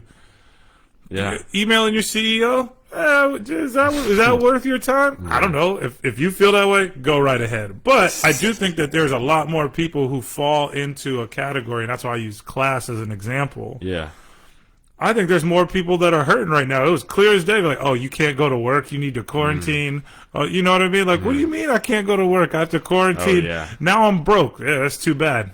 Yeah. And there's more people across all all ethnic groups, right? Didn't matter if you were white, didn't matter if you were black, Chinese, Japanese, Muslim, Christian. It doesn't matter who you were. Wait, okay, I'll ask you this then. Yeah. So, do you want that kind of unity, and do you want like a revolution in that sense? I think we've been in a civil war for a long time. I think we've been at war for a while, and I think the war has been against whiteness because, and whiteness as a mentality, not as like just white people. Because I don't think I think white is a mentality. So there's a civil war against white mentality. An older, more capitalistic, or a more traditional capitalistic way of living. Civil war. Who's on which side? I would say that there is. I would say that we're to break it into a class. Yeah. I would say now we're starting to see the poor versus the rich because there's more and more poor people. And who do you want to win? I don't know if it's a winning situation. I don't want to classify it as I don't know if there's ever like a win, because that would almost sound like, oh, once we got to this point in time, then everything is fixed. Okay. I think we're going to always be in constant, like, there is no like one or the other. I think the word is binary. There's no good and bad. So what needs fixing that can actually be fixed? I think we need, if we talk like you were talking about earlier, in terms of a political system, I would really love if we could find some leadership that would be willing to openly willing to invest money into our poorest communities, because I think that's where we start to actually make change. When we can actually give people the necessary resources to survive. The world's not equal. I do not agree that the world is equal, right? Yeah. Some people run faster than others. Yeah. Some people read faster than others, right? Like, that's just crazy to think that we're all the exact same. Right. But we should give people what they need in order to be great. Yeah. Right? People should have those resources, and I think that's where we have dropped the ball. Right. I don't know if there's any political party right now who's really for the poor. I think there's a couple candidates that I saw. I think the biggest one that I don't really want to go down this rabbit hole, but the person who I heard having the conversation about the poor and kind of like changing where the money is going was Bernie Sanders. Again, he's still a politician, whatever. I'm not saying he's perfect, right. But he was the only one I heard really talking about like, hey, let's invest some money in this. Yeah. And so I do think that there has to be that's our focal point. Yeah. If we can start with people who are just really struggling, and that's a lot of folks. I don't think we really understand how many people are hurting right now and like barely holding on. I mean, right now is a clear example, right? Looking at unemployment rates. Yeah. Part of that is poor people. Part of that is there's a lot of jobs that like those aren't coming back. Yeah. You know what I mean? Like we're moving along. Yeah. But yeah. Where do you think that money should come from? If we're still paying into some, I mean, I think we're gonna have to not literally, but as we're talking about defunding the police, right? That's like a common term. Not literally getting rid of the police, but understanding where the money and resources are allocated. I think we have to do like kind of like a total revamp. Like, who's getting paid how much? Yeah. Right. Yeah. Like, do you really need to make all this money, or how do we? Are you talking about like private companies or like the government? Where the government? It's really hard. I think. Well, it's clear as day that the government will bail you out if you're a private organization that's hurting, because it's all connected. Right. Right. Yeah. So instead of bailing out an organization that's really not supporting the poor, why not let them kind of crumble? I mean, that's for another podcast. Well, I would say to that is, the reason why those companies most of the time, the reason why those companies never always get bailed out is because the people at the top, first of all, part of it is luck. Part of it is also some of the good ones, they really work hard to create relationships with the government. Oh, instead of saying to the government, fuck you, fuck you, fuck you, fuck you. Totally. You know? But that's an issue if we're looking at like the ethics of that company. What is that company doing for? Yeah, looking out for itself. Right, looking out for itself, and that's where I would say, well, then we need it's larger than just it's such. We would have to spend another 2 hours, which I think is like for another podcast, where we kind of look deep into this idea of like changing the ethics of a company. Is a company just where you go to work, or is a company like actually helping the country and not again, poor folks or whatever. And do you think that the poor are always, or do you, not even always, but do you think that they're justified in hating the country? Because I feel in my perspective that the poor overall, and it is a generalization, but overall hate the country a little more than the rich, if we're dividing it like that. That's complex. Do the poor hate the country? I don't know if they hate the country, because I think that's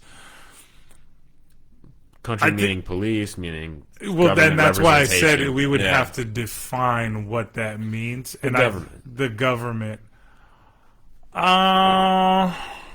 I would say maybe more so. I think this speaks to how divided we are. Yeah. Depending on who you are, you probably don't like a specific political party. So if you're poor and you're a Republican, well, you're like, well, the Democrats are doing this, that, and the third. Right. And if you're poor and you register as a Democrat, then you're like, but the Republicans are doing, you know what I mean? Yeah. I think it's this merry-go-round. The common is poor. But you have poor people who still can't stand. Like, you have people who are like, we're in the exact same boat. Yeah. We might be different, we might practice different faiths. Yeah. We might come from different cultural backgrounds, ethnicities. Yeah. But we're all poor. But we're still divided in, like, there's still division. But you're saying that the common trait is being poor, right? Yes. And hating the government. So you would agree? No, I don't think that they hate them more than the rich. I wouldn't say that there's a. That's why I said to hate the country. I don't think the. And again, we would have to define what that means. If we say the government, then yes, our political system. I don't know if anybody's really looking deep enough to actually answer that question. Yeah, they're like, that's why I said political party, because I think it's easier to identify in that way. Yeah, as opposed to like, you know what? I've really thought about this. I think our whole political system is a little messed up. I think it could be improved. So that's why I say I don't think that poor people hate.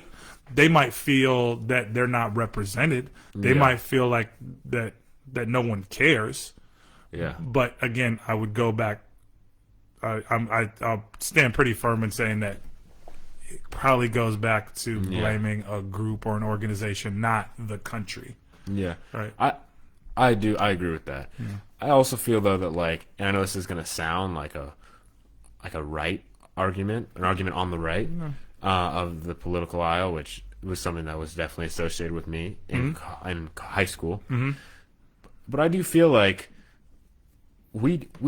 people do forget how we are pretty lucky just being in the United States. Like, if comparison to the world, oh, this is for sure. There are places where if you're gay, you get thrown off a building. If you're a woman, you read like illegal, like straight up. Like we have there are 100 things that are illegal here that we're like, yes, that should 100% be illegal. But I feel like so often we seem to take that for granted. Like, I understand there are a lot of people who are just struggling in the United States, but and their position is always like, well, you could be doing more for us. But a lot of times it's like, well, you have a whole lot more than a lot of other people. So and I feel like we do there as a nation.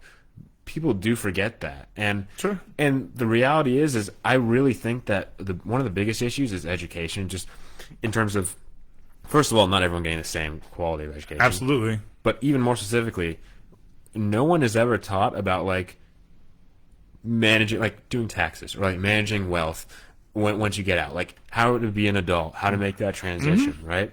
Instead, we have even the kids who are well off, and this doesn't even include the kids who don't even get an education at all. The kids who are even well off, a lot of them end up with hundreds of thousands of dollars worth of debt. Sure. And then they're fucked, basically, and then they'll never get to experience the American dream, then they'll hate the government even more. Sure, I agree. I think that Yeah. the system is flawed. I think we can agree that education is where we can actually make some substantial change. If we can actually teach people how to live. Not everyone wants to be taught also. Taught. Yeah, everybody wants to be taught. There's some people. I mean, I would argue that if we could actually implement some change within our education system, right? Specifically around like what you said, some just like life skills. Yeah. This is how you manage money. Yeah. The life skills is important. Life skills is really important. Yeah. Teaching people actual history or how we got to this point, not the bullshit book that the school orders and we run through that says George Washington was great and he was the model patriot in America, and we're like, well, that's not necessarily true either. That's interesting you say that because I got what you're asking for. Like I got that. Well, that's because you had you had a private school. Yeah, you went to a private school, and that's what you get, Right. and that's why it costs so much money. But could you imagine if we had that in public schools? Yeah, honestly. Right. Yeah. You know what I mean? Like that's when we start to see some change. I'm 100% But it's like, on board. how is that not like today? It shouldn't be $20,000 worth decision to be like racism continues, basically. Well, And, like, I think education. I think this goes into the deeper issue. Yeah. I think that our education system is set up to do exactly that. I think we don't To have what? is to keep poor people poor, to keep people education system. you think. education. I think our So who's education making that decision? The government. government. If you're a public school, then the government sets the rules. Yeah, I know that. Yeah. So you think that the government is saying, don't teach them this, Yeah, absolutely. That would and if they're doing it there, they could be doing it in other places, like absolutely. I think it happens moon worldwide. landings. Yeah. I think it happens worldwide. I think that Yeah. there's so many issues where, like, how do you keep somebody from like getting out of poverty? Well, just teach them the bare minimum. Yeah. Don't ask them to critically think. I mean, think about our So education. then, why does the government want people poor? That's the next question. Well, then we'd have to ask who represents the government. And then you'd say maybe that would lead to inequality, like, or a prejudice. Someone being prejudiced at someone else. Yeah, I would say that this is where I would say So that. if there's no prejudice, then there'd be no reason to keep people poor, right? Yeah, you'd have to talk about the foundations of this country. I can't speak about globally, but if Okay, we well, talk just about this if country. we talk about the foundations of this country, it has been very black and white, Right. and everything that falls within it, and the people that hold the power. Even though today, we know that brown people are a large percentage, right? But they don't hold the power, like we talked about before. Right.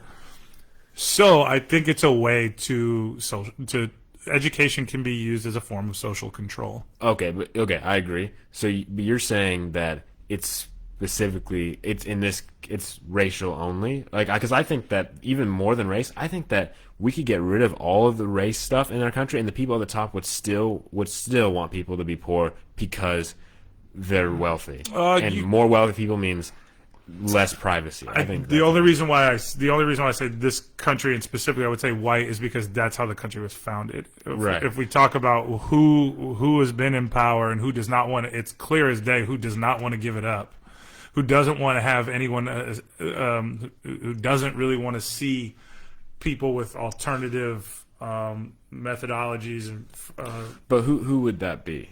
who be? Who, the person that doesn't want things to change?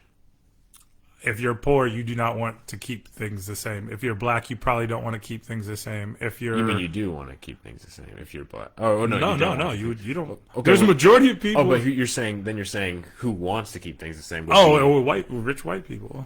right. And then I would say that that's only half the time, if that the case. Well, we'd have to look at- like my parents. They don't really want that, you know. Yeah, but we're talking about top. Yeah, I don't think your Yeah. parents would constitute as the top 1% or Right. the key holders. I'm talking about people who can control Yeah. how this thing works. So you're talking about, okay, well, so then are you talking about like politicians? Oh no, I would go. The Or like Bill politicians are the Gates? one. The politicians are the ones who get paid. I'm talking who get paid to keep the laws and the policies in place. There are some folks Yeah. who have much more wealth, who Right. have much more. Who have, well, I would say wealth, and that's where the money is the And issue. they're the people who are unidentified. I'm done. Exactly. Okay. They have so much money. That I do agree that groups like that exist. Oh, for sure. I don't know. I don't know yet if the only motivator is race, or if that's even as big It's- a motivator anymore. I think it is. Oh, I think for sure it is. I think for sure it is. It is. There are There are without a doubt. There's a range. There is a range. It's not just race. Yeah. But for so long we've defined who people are in this country. Yeah. Black, white. Right. Right. Oh, But yeah. But it is bigger than that. Yeah. But I would say that the people who are holding the keys are majority white folks, and they want to keep black. Yeah. As long as you don't identify as white. I kind of, I don't know if I sort of agree. I kind of don't. I honestly think that they just want to keep whoever is the majority right now. The majority of people who are at the bottom, whoever it is, Yeah. they want to keep them at the bottom. No, absolutely. We Yeah. agree. But it's not okay. But it's We not agree. like because they're black, they must stay there. It's because they've been at the bottom and they're black. I would because they're at the bottom and they're black.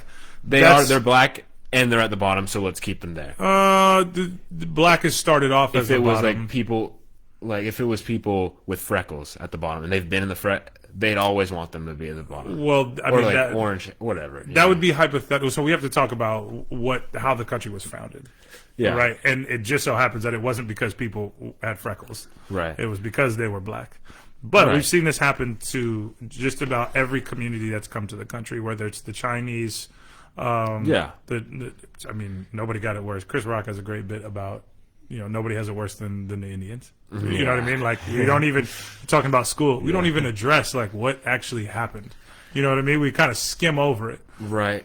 Yeah. We don't talk about Do you have slavery. do you have an issue with them not talking? Because I mean, I guess the private school education, that probably meant that I did hear about that kind of stuff. But I don't know. Like, I feel like most of what that does today is just instill like hatred at the people at the top. And I'm not saying that they don't deserve a lot of the hatred. They do.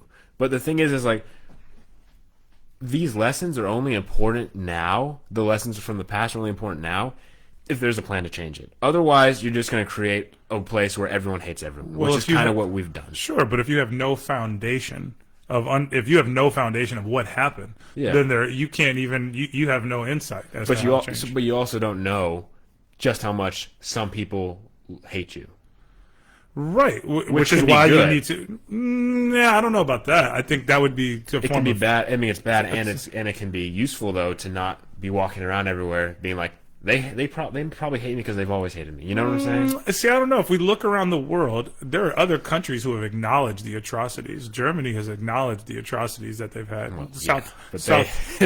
They literally were the reason, like, for the whole World War. you Well, I know? mean, if we're talking about the establishment of the country, man, we wiped out 70% of the native population, and then brought. I mean, again, America's we've done some shit, right? As a country, we have definitely done some shit. We've done some shit, but like the world, it's not like the world blames us for what we did to the Indians. The world blames Germany for what they did. I'm not saying I'm not saying it's not an issue and not something that needs to be addressed. Well, I'm that's just 'cause saying like it's different scales. And I think if we look at Germany as a country, yeah, I think that they've had more progress because they do acknowledge. We're not saying that. Yeah.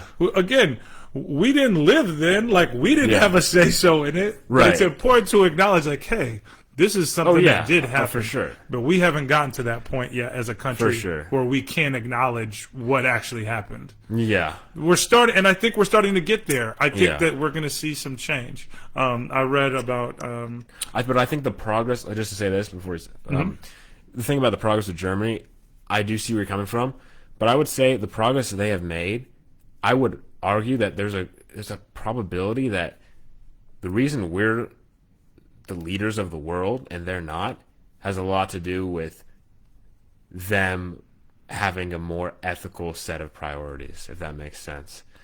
Yes, Like, in they a would- sense. yeah. In Like, a sense, yes. The direction they were going in, also, like, this is perfectly clear with, like, the World War II, like, they were going to rule the world.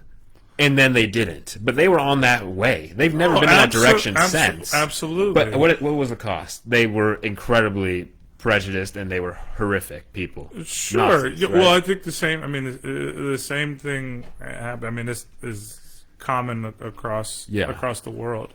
But in order to move forward, in order to advance, and in order, I would say, in order to demonstrate yourself as a leader, because I'm pretty sure people have begun to question globally. Yeah. Oh, I don't know if y'all are the leaders you said you were as America. No. Like they're like, People say that, but they don't mean it. Yeah, right. They don't mean it. So I think the same thing. I was reading about Nelson Mandela and his work. Yeah. And he made it clear. He was like, look, we had to teach the black and white children of South Africa about the history. It is about identifying and understanding where we came from so that we can move forward. Until we can move forward. But that's assuming that everyone who reads it wants to move forward with people that have hated them for years. And they're not going to, a lot of them aren't going to want to. Well, I think that's where I put my faith in youth. And most of the time, children who were taught in school, if they're able to articulate and able to kind of process and understand it, there's a greater chance that they can make the change. Dude, I'm not going to the 55, 60 or 5-year-old person like, you're going to make some change today. Right. They're more likely to be like, dude, I don't care.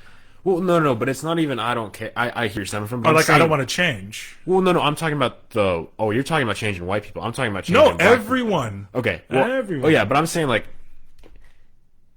I feel like for black people, the more this is a core belief. I want to hear your perspective on this. Yeah. I feel like a lot of black people, from the people I've talked to at Howard as well, they're coming to this and they're hearing just like their parents did they're learning from their parents about the real truth of history, and the lucky ones are getting educated in it, like me in school, and eventually a lot of black people understand the history that white people don't. But when they understand it, and we want them to understand it because we want to teach them. We want to teach everyone, right? The truth about the past. I don't know if everyone wants to teach white people. I don't know. I'm saying we want everyone to know the history, right? Some people we would the like true to, history. We would like people to acknowledge. Right, but my thing is like I'm finding that a lot of black people are just like, this has been done to us for so many years, and I can't blame them. And they're like, well then fuck white people. And they can say that, right? And they can feel that way. But at the same time, it's like, well, if you say that, you're not going to change. There is going to be no change. I understand. Yeah, no, I understand what you're saying. Yeah. You're saying like, well, and this is the really difficult part. And this is what I think is so hard about being black. Yeah. You can't force anybody to want to change.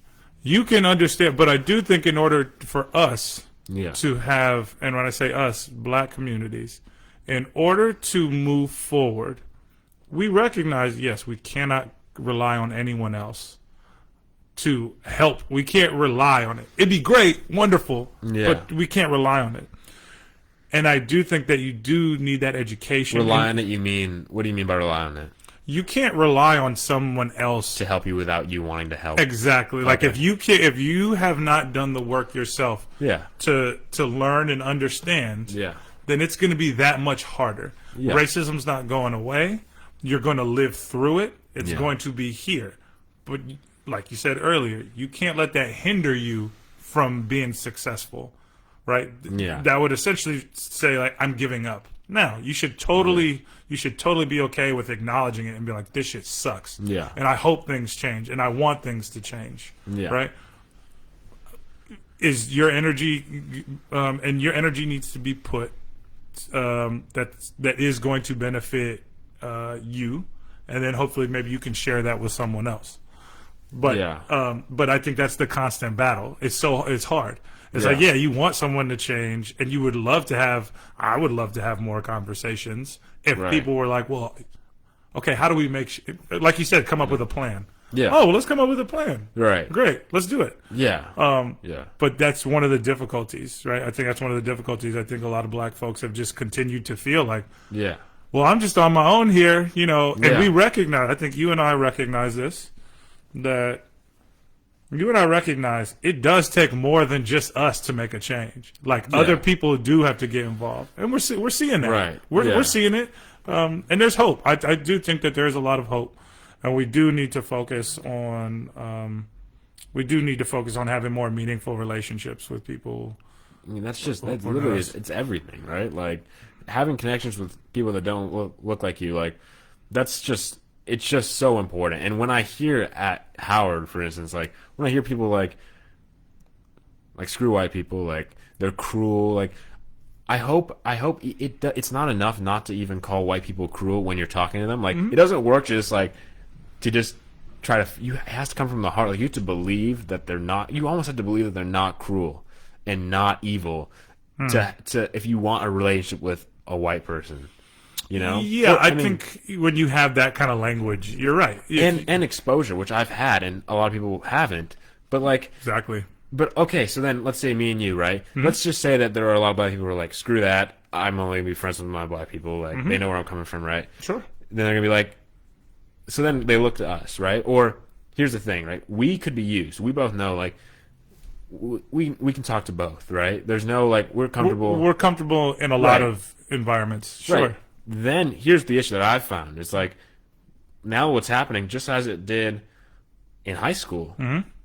Like, it'll always be there. Like, black people are like, oh, but you don't really know what we're doing. You don't even know what we're going through. Like, then what's the difference? Then, like, I'm basically now the white guy to them. Well, that's where we started. Right. Started off the conversation. So then, like, what do we even do? Like, the advice we give, it would just be like, shoot up and spit right out. I think again that some people will listen, some people don't. You have to find your crew, and I would say, but the whole point is I really believe that if you want to solve racial inequality, if you want to fix it, sure, or to actually cause like substantial change that's physical and you can see it, I really feel like it can't even be like you got to find your crew. It has to be like everyone has to understand. Everyone. No, but there is something to be said about having your own space. And when I say have your own crew, you find a crew that you can run with and you can have those conversations with. And everyone deserves to have space to themselves. I'm not saying that.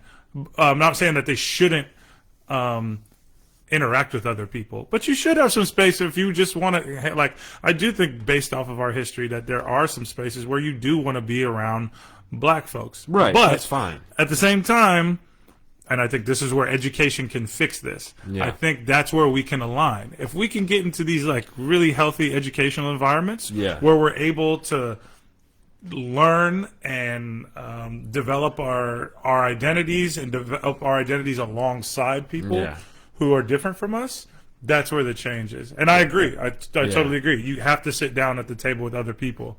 But here's where we disagree, though. Here's why I think it's actually not good. It's not good for us to learn to teach everyone to really like saturate them with the past, which is slavery. I think it's bad to teach people that, honestly. And I know that's go ahead, man. Come on. I think it's bad because at this point, like, I'm saying like you should know what happened, but you shouldn't be overwhelmed by media sources telling you about what happened, because it's only going to create, I'm telling you, like with black people are angry, right? It's only going to create the feeling like you don't want anything to do with the people that did this to your ancestors. That is the opposite of what you want for change. That's the issue I'm coming from. So I think those are two different scenarios. Okay. And I don't know if,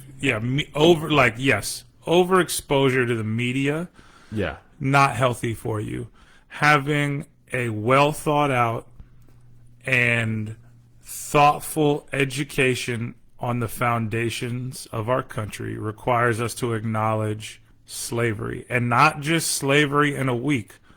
Slavery as it pertains to capitalism, slavery as it pertains to how we got to this White place. people should. I don't think black people should. I really don't. Why? Because it involves everyone. Right, right. But the thing is that you don't. Oh, you're saying you don't more want focus- black people to see white people as the bad guy more than they already do. I think you can't really get to. Yeah, I If think you that want there's- connection, it's just not. It's Yeah, I think there should Yeah. be some acknowledgement. I think what Yeah. we're saying is kind of similar. I do Yeah. think there should be a focus on like what was the white position here, not just that black folks were the slaves, but what was it about what was it about white people that led them to enslave this group of people? Right, right. Yeah, I think I agree with that. that should be more of the focus. Absolutely, and I think that we can get there. I think we can get there, right? Because I think Yeah. what we're actually talking about is kind of what we currently go through. Oh, well, black people went through this, Yeah. and black people went through this. It's like, well, okay, well, what was the other side? Yeah. Like, let's learn about the other side and Yeah. how these So, people, yeah. how the folks that held the power Kept their power. kept their power. then- Let's learn about that. But then that's also worrying, you know why? Because they'll look into that and they'll be like, proportionally, and it's the truth. It's like, those people were really profitable. Really. Like, they profited hard off of cotton. Sure. And so then people are going to be thinking, well, you know, it was inhumane. But if I get into this power, how do I ensure that I succeed for myself and for my family? And it's going to be not enslave people, but it's going to be the next best thing, and it's going to be I think that's where you talk. I mean, again, So do we have to teach people that? Yeah, You know? well, hopefully that's totally dependent on how it's taught, because there's some learning lessons Yeah. there. I think if we go back and we look at how we treated people just to make a profit, Right. then we actually start to go into ethics and humanity and like. But you assume that everyone's going to care about that, you know? Well, it's not about everyone caring, but if Yeah. you have exposure to that, then I think we have more. There's more chance Yeah. that we can actually fix some of it. There's Right. always going to be somebody who doesn't like somebody, but Well, this continued hatred and mistreatment of black people Yeah. it can really help to, define or not help, but improve our sense of humanity. Yes. Like, we can use this as an example for everyone. Like, hey, why don't we just treat people well? Let's look at this situation Yeah. and apply it to our relationships everywhere. But I feel like, and I'm not just saying, because I'm saying, like, if we continue with the overexposure of slavery in all mediums, this is my position, not just specifically school, but I will say, not like textbooks, but like, I mean, those need to be fixed too, but it's more of the whole overexposure. But my point to you is, like, I agree that it will help bring out more humanity, but I do think that it's already, like, it's more than just like one person hating someone. It's all the problem, the risk that we run with overexposure of the past is we literally run the risk of everyone. It doesn't matter how it's taught. Everyone is going to learn. Everyone's going to understand that if you really teach it right, the white people made a lot of money. Like, you could teach it 1,000 different ways, and it's still gonna it's still gonna be Absolutely. clear. And I think that's dangerous, because it's like they'll be like, because it's especially dangerous now because of the profit focused world we live in, and we've lived in more and more. Like, Yeah. it's just going like this. I would argue that it's going back to what it was. Right. Right. It didn't work then. So I Oh think no, it worked. it'll- It worked. It worked for white people. Right. But I'm saying, like, the But people that's why at we're the top trying to- right now are just going to be like, we're white, we're at the top, we can do the same thing. We just can't That's enslave exact- people. well, and that's going to happen from the overexposure. I would argue that okay. enslavement has continued. Enslavement has continued. Yeah. It's just nuanced. That's all it is. Right, but I think it's going to get worse if there's more overexposure to the past. Do you think that? So why do you think that Because- people because are? Okay, go ahead. Yeah, my question is, why do you think that overexposure? I'm critical of the word overexposure because I don't think we've gotten close to overexposure. And I Yeah. think We're getting there with technology. I really well, no, think. that is a total. Now that, and I agreed with you there. Yeah. That's not education. If you're getting Of course hit, it is. On Instagram, you no, still that's do- not education because that doesn't require you to critically think. That requires you to look and read and let me not say it's not education. It's not a thorough education. Okay. The same way that we say a social activist or like someone who is an activist. Yeah, yeah. Dude, you going online and putting up your Black Lives Matter and saying, I stand with the people. Well, that doesn't really mean anything. The same way if somebody posts, if you're subscribing to, if your feed is full of slavery was a picture Horrible. of like horrible. Well, that's not like you said earlier. Like, yeah, we're not talking about the financial implications of slavery. So yes, in that sense, that too much. Yeah, and I agree with you there. Like, I turn my phone off all the time. I make sure that I clean my feed up because that shit is crazy. Yeah, to look at it over and over again. So yes, in that sense, I 100% agree with you. Yeah, let's take away the social media education. Yeah, and let's actually get people to sit down and be like, all right, I got to be patient with this. That's not about.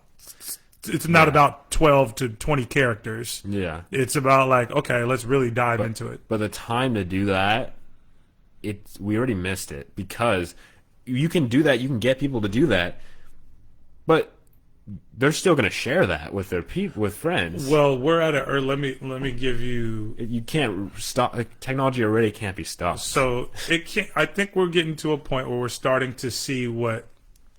We were in a test phase, and we're starting to get more comfortable with it and realize, like, oh, it's not doing as much as, or it's doing a lot. It's doing great things, but we can't control it. We can't. But people have the wherewithal. I think that they do. Yeah. But we're starting to see that, like, oh yeah, we could do better. We know how to. We can use this thing. This thing isn't stopping, but we can figure out how to use it a little bit better. Yeah. So that's why there's my hope. But I do agree with you that, like, I 100% agree with you. You're like, yo, man, getting overwhelmed with Instagram and Twitter and everything about something very serious will turn people away. Right. It'll be like, yeah, I don't want to do this anymore. It's just not. All it does is create chaos. Absolutely. That's all it does. 100%. 100%. And I'm saying that any form, even if it's just like a sit down, you can have that, but after that, they're still gonna talk about it. Yeah, there's nothing. There's nothing to stop it. Sure. You know. Yeah.